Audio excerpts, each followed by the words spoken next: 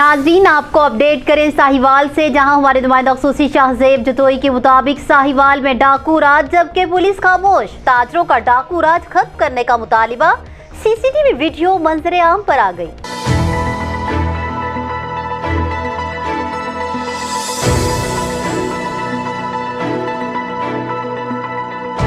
तफसीलात के मुताबिक शहर में डाकुओं का राज बरकरार है, जिसके बायस शहरी अदम तहफ़्फ़ुज़ का शिकार हो गए। पुल बाजार मिर्जा नदीम कामरान टीआर गार्डर और बाबेवाला चौक चमनजार मियादरी स्टोर से डाकू गन पॉइंट पर लाखों रुपए लूटकर फरार हो गए। पहली वारदात में 7 बजे मिर्जा नदीम कामरान टीआर गार्डर की दुकान से 125 होंडा पर सवार 2 डाकू आए और असलहा के जोर पर 4,50,000 रुपए लूटकर फरार हो गए।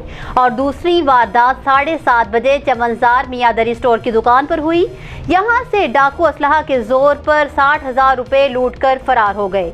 शहरियों और अंजुमन ताजरान के अहदेदारान ने आरपीओ अहमद अरसलान मलिक, डीपीओ मोहम्मद काशिफ असलम से मुतालिबा किया है कि साहिवाल से फौरन डाकू राज खत्म कराया जाए। न्यूज़ स्टूडियो से फिल वक्त इतना ही। मजीद तफसीलात के लिए देखते रहिए BBC 11 हेडलाइंस न्यूज़।